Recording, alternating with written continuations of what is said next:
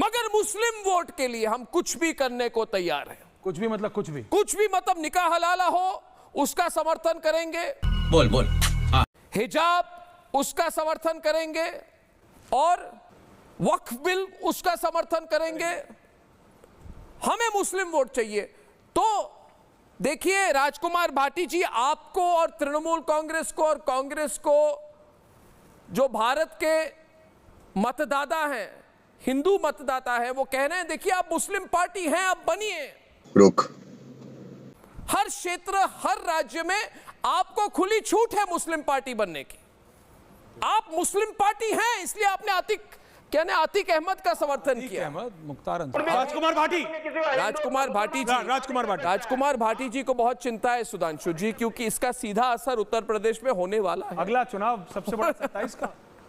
हराम के पिल्ले तो गया बेटे। देखिए मैं अभी जो जी राजकुमार जी बोलिए। अभी जो अर्णब गोस्वामी ने अपना विश्लेषण रखा है और जो अपनी राय रखी है, मैं इसे पूरी तरह रिजेक्ट करता हूं।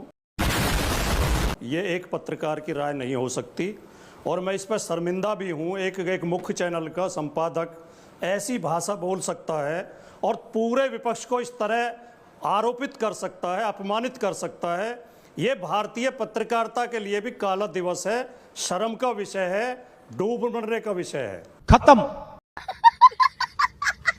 तब नहीं होता जब मुसलमान एकता की बात होती है। छोड़ने की कोशिश तो करनी चाहिए। राजकुमार जी, आपने मेरे बारे में कुछ कहा, मैं एक मिनट में जवाब देना चाहता हूं कि अगर आप कहते हैं कि मुसलमानों को हमें बोलने का भी मौका देंगे या तो वो सही है। आप बोलने का मौका देंगे या नहीं? नहीं, बिल्कुल दूंगा। आप बोलने का मौका देंगे? बिल्कुल दे रहा हूं। आपकी सुनते रहे हम बैठ के। नहीं दे रहा हूं आपको मैं। जितनी देर आप बोले हो, जितनी देर हिंदू वोट एकत्रीकरण की बात कही, आप गुस्सा हो गए। बोलने दीजिए आप।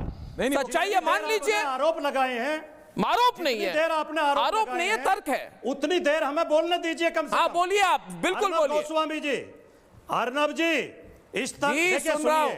आप बहुत पुराने पत्रकार हैं, सुनिए मेरी बात, बहुत पुराने पत्रकार हैं, बहुत प्रबुद्ध पत्रकार हैं, विद्वान पत्रकार हैं और एक चैनल के मालिक हैं, संपादक हैं।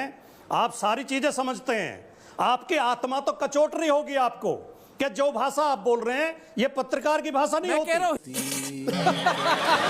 हिंदू वोट एकत्रीकरण हो रही है, ये सच्चाई नहीं है। सकती है ये चरण वंदन हो सकता है, ये पत्रकारिता नहीं है। सब छोड़िए ना, आप मुझे फैक्चुअली काउंटर कीजिए। मैं चाहता हूं राजकुमार भाटी जी, आप खुल के मुझे काउंटर कीजिए। राजकुमार जी एक मिनट। राजकुमार जी, आपको मैं बहुत मानता हूं, आपकी मैं बहुत आदर करता हूं, मगर मुझे एक मिनट मेरी बात सुनिए। मैंने सिर्फ एक बात कही कि असम हो या बंगाल, हिंदू वोट कंसोलिडेशन हुई है, ये सच्चाई है। आपकी गालियां सुने क्या हम?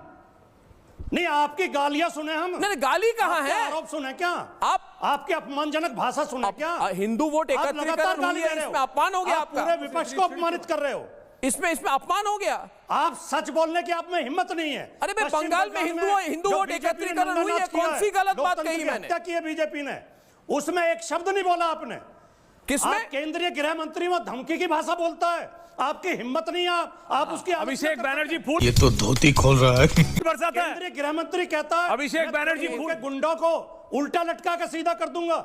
आपकी हिम्मत नहीं है। आप क्या चाहते हैं? सुधांशु त्रिवेदी जवाब देंगे। आप क्या चाहते हैं कि केंद्रीय गृह मंत्री कहे भाटी जी कि मैं मालार्पण करूंगा वहां पे किसी गुंडों का? बीजेपी भारत के गृह मंत्री क्या गलत कह रहे हैं? गोस्वामी की घिग्गी भारत के गृह मंत्री गलत क्या कह रहे हैं, पूछता है भारत को अपमानित करते। सुधांशु त्रिवेदी जुमे वर्सेस बस छोड़िए, लोकतंत्र का मजाक बना दिया आपने। मीडिया को खरीद के आप मालिक बन रहे हैं देश के।